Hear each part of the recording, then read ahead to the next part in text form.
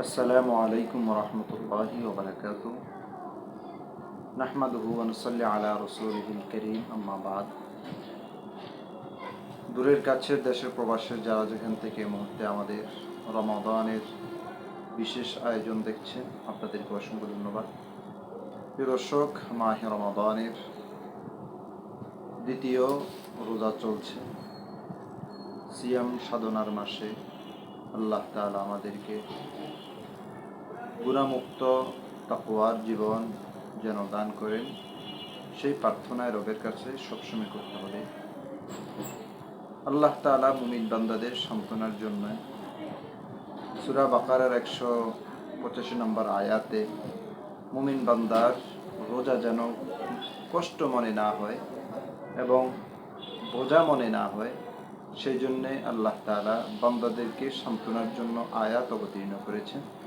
আল্লাহ তাআলা সূরা বাকারার 185 নম্বর আয়াতে বলেন, ইয়া আইয়ুহাল্লাযীনা আমানু কুতিবা আলাইকুমুস সিয়াম কামা কুতিবা আলাল্লাযীনা মিন ক্বাবলিকুম লাআল্লাকুম তাত্তাকুন। আল্লাহ তাআলা বলেন, হে ঈমানদারগণ, আমি তোমাদের উপরে রমাদানের রোজা ফরজ করেছি, যেটা তোমাদের পূর্ববর্তীদের উপরেও ফরজ ছিল। কামা কুতিবা আলাল্লাযীনা মিন ক্বাবলিকুম, এই রোজা ফরজের বিধানটা পূর্ববর্তীদের উপরে ছিল। তো এই কেন ফরজ করা হয়েছে রোজা আমাদের উপরে এবং আমাদের পূর্ববর্তীদের উপরে? আল্লাহ তাআলা আয়াতের শেষ দিকে সুস্পষ্ট আকারে বলে দিয়েছেন, লাআল্লাকুম তাত্তাকুন, যেন তোমরা মুত্তাকি হতে পারো। মুত্তাকি মানে কি? গুনাহ মুক্ত জীবন আল্লাহ তাআলা আমাদেরকে দান করবে, গুনাহমুক্ত জীবন দান করবে।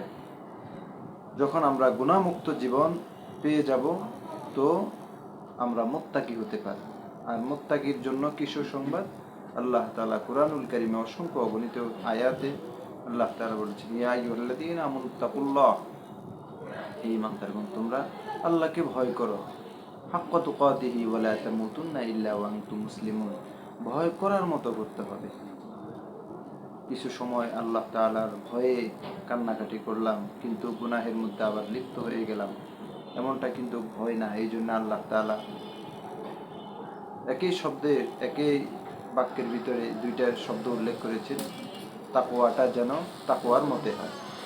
তো আল্লাহ তাআলা আমাদেরকে এই তাকওয়ার জিন্দেগি দান করবে, এটাই সবার কাছে অনুরোধ, এটাই সকলের কাছে। আল্লাহ তাআলা আমাদেরকে যেন তাকওয়ার জীবন দান করেন, এই প্রার্থনায় রবের কাছে সবসময় করতে হবে। কারণ রমাদানের রোজা আদায়ের মাধ্যমে আমাদের রোজা যদি পূর্ণাঙ্গ রূপ নিতে চায়, তাহলে শুধুমাত্র উপবাসের নাম নয়, সকল প্রকার অন্যায়, অনাচার, অনর্থক কথাবার্তা থেকে যখন আমরা নিজেদেরকে সংযত রাখতে পারব, তখন আমাদের রোজাটা পূর্ণতায় রূপ নেবে। আল্লাহ আমাদেরকে তাকওয়ার জীবন দান করেন। আসসালামু আলাইকুম ওয়া রাহমাতুল্লাহি ওয়া বারাকাতুহু।